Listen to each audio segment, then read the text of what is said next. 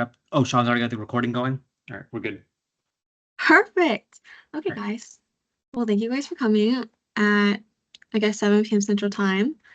This is IPS 101, so just kind of like a background of like what IPSF is, and I can't see anything in the Teams, by the way. So feel free to holler, or if you have a message in the chat or anything or a question in the chat, someone will read it to me. So feel free to comment anything. But just as an introduction, so your ISC, I'll go ahead and let everyone else introduce themselves first, and I'll go last. So, Caitlin. Thank you. So my name is Caitlin. I serve as chair of the International Standing Committee as well as National Student Exchange Officer. Come on, Selena. Hi, everyone. My name is Lino. I am the Student Exchange Officer elect. Hey, everyone. My name is Ahmed. I'm the National Project Coordinator. And then I'm Joelle, so I'm the national contact person. And then we also have our liaisons. If both of you want to introduce yourself, we can start with Sean. Thanks, Joelle. My name's Sean. I am the APhA ASP National President-elect, and I serve as the liaison to the International Standing Committee. And hello, everyone. My name is Dr. Parth Patel. Please feel free to just call me Parth, and I am the Senior Manager of Student Development and Chapter Development here at APhA, and I'm also our staff liaison for the International Standing Committee. Okay, perfect. So those are just our brief introductions. So in terms of the agenda, it's pretty simple. We'll just kind of ask those questions like, what is IPSF? What can I do through IPSF? Leadership opportunities. And then we should have plenty of time for a Q&A at the end to ask any questions you guys have. So we'll jump right in. What is IPSF? So it's the largest organization that represents student pharmacists and recent graduates. The interesting thing about IPSF is that it allows recent graduates to be members, and that's up to 4 years post-graduation. After you graduate from pharmacy school in the US, though, APhA won't pay your dues, and we'll cover that a little bit later, but you are still eligible to be a member. And they just hit over 600,000 members this year, and it's in over 100 countries. And the biggest thing that IPSF is to improve public health by advancing the practice of pharmacy globally, and then serves as our voice as student pharmacists and recent graduates. So how to join? Actually, you guys are all members already. APhA basically pays our dues on our behalf. So anything that we're going to talk about here, you guys are all eligible for and can all take advantage of. So in terms of the structure of IPSF, I kind of think about it like APhA, but on a global scale. So in APhA, ASP, we have 8 regions. In the same way, IPSF has 5 regions, but it kind of spans each continent. So we have the Pan American Regional Office, also known as PARO. We have Euro, which is the European Regional Office, APRO, Asia Pacific Regional Office, APhA, which is the African Regional Office, and then EMRO, which is the Eastern Mediterranean Regional Office. And so each region has its own chapters, right? So like we have University of Kansas, we have the University of Texas at El Paso, right? All of us are from different chapters. But in IPSF, those are known as member organizations or MOs. And then like we have MRMCs and regional delegates, each region has its own executive committee, so kind of like that. And then we also have like NEC, like Sean is serving on. We also have a national executive committee, they call it EXCO, that oversees like all of IPSF on a broader scale. So now we have a little background. What can I do? You know, I'm a member, like what opportunities are there for me? So the biggest thing that we do, like I said before, is we advocate for public health. So the big motto is think globally, act locally. So what you can do on a chapter level, participate in the care projects, the patient care projects that you're already doing, like the Operation Diabetes, Operation Heart, all of those. You can participate in IPSF public health campaigns, the Vampire Cup, which is a blood drive. Your international vice presidents may or may not be hosting some of those. And also to participate in the Vampire Cup, you do not need to donate blood or draw blood or anything. You honestly just need to volunteer, and even just helping check people in, like it goes a long way. There's also the opportunity for international competitions, global health days by the WHO and the UN. So this was one of our public health campaigns that the 3 of us went to when we went to Kenya this year as part of the IPSF World Congress.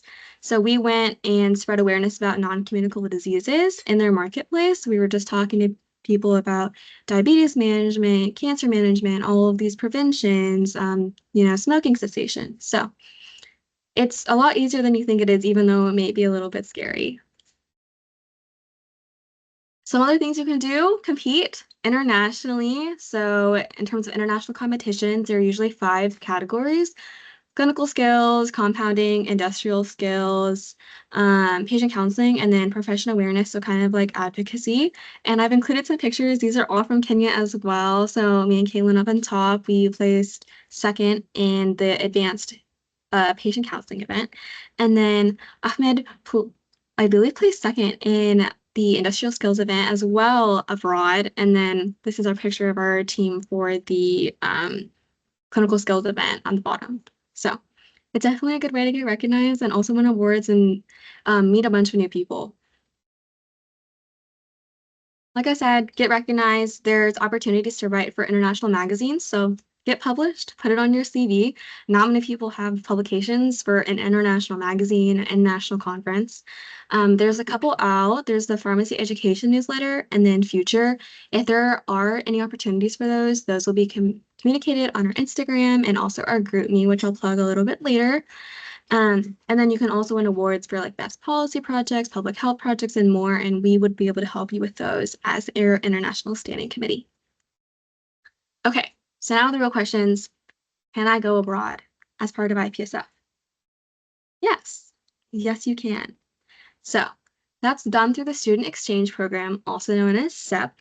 So IPSF partners with 70 member organizations. Like I said, those are our chapters, and they help facilitate SEP. So we can host students on Student Exchange, and we also send students on Student Exchange.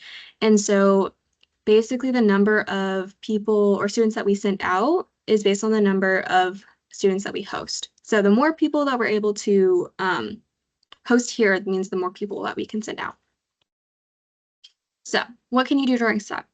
You can practice and shadow in many areas. I mean, the world's your oyster here, like community, outpatient, clinical, inpatient, hospital, industry research, education, all those are opportunities. It may or may not count for an APhA or an IPE at your school. It depends on your school. So if you're hoping to get that, I would go ahead and talk to your experiential office ASAP. It's usually 2 weeks to 3 months, and then it usually runs from May to September. So start thinking about those if you're interested. And then where can I do SEP? I know this slide is a little bit overwhelming, but I did want to include it just so you can see how many different places that you can go and how many places are accepting students. Not all sites are eligible if you don't speak other languages, but those are specific based off the site. And if you are interested in all of those, you can scan the QR code and it'll take you to the page that has all of them. But great opportunity. So if you are interested, the application form is open and it's open until November 1st. It's on the APHA ASU website. Just log in, go to our page. You should be able to find everything under the SEP portion of the IPSF part of the website. There's no application fee to apply for the first segment. And then from all of the applicants, then we go through them, we grade it, they're based off a rubric, and then selected applicants, you'll do a secondary form on the IPSF official website, so not the APHA ASP website, and then that's where you'll pay $65 and you get to rank your top 3 countries that you'd like to visit during your SEP. Now, the real question is, okay, I can't afford to go to abroad. I pay tens of thousands of dollars to my university every semester. What if I can't go? That's okay. There are still plenty of opportunities. One big one that we're promoting this year is participating in a virtual student exchange program, also known as a VSEP. So what this does is basically you can virtually experience the culture and practice of pharmacy in other countries, and you get to connect with other student pharmacists. I know it may be a little bit scary, but it is generally conducted in English, so you don't have to learn other languages. And we always partner, like your international standing committee, we always partner with at least one other member organization to host one VSEP per semester. And some other chapters are going to be hosting some as well, which will be open to everyone. So those dates and opportunities will be announced. We'll put them on the Instagram, the APHA ASP Instagram, as well as the GroupMe. So definitely an easy way to get involved and to meet new people. When I went to my first VSEP, I got 20 new LinkedIn connections. So it's really great for networking. Some other things you can do, just get involved with projects, campaigns, more. All those opportunities that we send into the GroupMe are great ways to meet new people. Some chapters are host sites for student exchange participants, so you get to know student pharmacists from other countries. And then you can also participate in international campaigns, competitions, things like I said before, and we'll put all of those opportunities into the GroupMe for you guys. And I highly, highly, highly encourage you to take advantage of them. I'm in this picture. It's like I'm in the middle in the second row. This was from leftover from our conference, but you can see like even if you look at that, how many different countries are there? We have New Zealand, we have Cyprus, we have Taiwan. I mean, and being able to like meet all those people and talk to all those people who are student pharmacists in other countries is an amazing opportunity. Okay, so let's say I'm super hyped. I really want to get involved. What leadership opportunities do I have? So here's the breakdown of kind of how IPSF works. So you can be a leader on the chapter level, so the local level. That kind of depends on like when you apply. I think I applied for my positions like in March and got elected in like April or something. Mandate is 1 school year, and a mandate is the IPSF version of basically how long your term is. You can also serve on the national leadership level. So that's like your standing committee. You would apply by December 2025. So it is coming up. So if you're thinking about it, all of our positions are up for grabs. So, and we would be happy to answer any questions if you have any questions about our positions or what we do. That runs from March to March. So APHA Annual 2026 to APHA Annual 2027. There's also regional leadership positions. And so what we mean by regional is the Pan Americas. So we're part of PARO because we're the USA, right? So we're part of the Americas. You would apply probably in May 2026, and then that runs from June to June, which is their conference kind of. Like we have APHA annual, they have like PARO annual that runs in June. And then you can also run for the executive committee, the big IPSF, big global over all 5 of the regions. And you apply in August of 2026, and then you would serve from October to October. So local opportunities, what can you do? International vice president, the local exchange officer. This is if you are a host site. They kind of help coordinate where the students are staying, what the students are doing, things like that. And then sometimes you'll have like an IPSF committee or a subcommittee, depending on your school. If you're wanting a little bit of a step up, then again, like I said, we do have our committee positions open. They're due December 1st. The only one that's different is Lena's position as student exchange officer elect. It is a 2-year term. So Kaylin's in the 2nd year of her 2-year term, and Lena's in the 1st year. So something to think about when you're applying. Some other things, some regional opportunities. These are the lists of the regional working group is basically what they call their executive committee for the region. The subcommittee application actually just closed yesterday, but it may reopen, and we will let you know if it reopens through the GroupMe. In terms of the global IPSF opportunities, the executive committee, there is the president, president-elect, secretary general, basically like secretary, and then treasurer handles all the finances. And then there's a chairperson, which we kind of think of like vice president, right? Like in APHA, ASP, we have vice president of patient care, vice president of blah, blah, blah, right? So that's basically what it is on a global level as well. The applications are definitely past due, and people are generally Joelle? elected. Yes. They actually just sent an email about 15 minutes ago that the second call for team members has been extended until the 9th. Which one? So until tomorrow. The subcommittee one? For both regional and international. Oh, I have that one. My bad, Alright. disregard me, girl. Carry on. It's okay. Anyway, but in terms of like the big positions, they are like usually elected after serving on like a regional office. So you would serve like as PARO first, and then you would apply for like a chairperson position.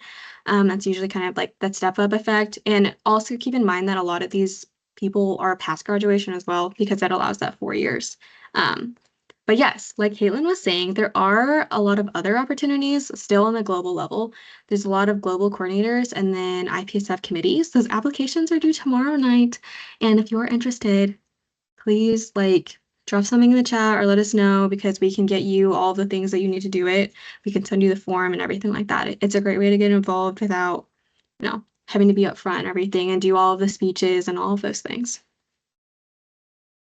Okay, so the last thing I said that we went to Kenya. So can I go to international conferences as an IPSF member? Yes, you can. So here are some upcoming ones, PARS. So this is what I was saying. This is the one that's in June. This is basically the PARO annual meeting, like we have APHA annual. So it's in Hidalgo, Mexico next year. It's usually in June, but they did not release a specific date. So summer of 2026. And in terms of funding, which is the real questions, some of it can be reimbursed by serving on the International Standing Committee. So serving like me or Ahmed or Caitlin, application grants. I got some funding through my school.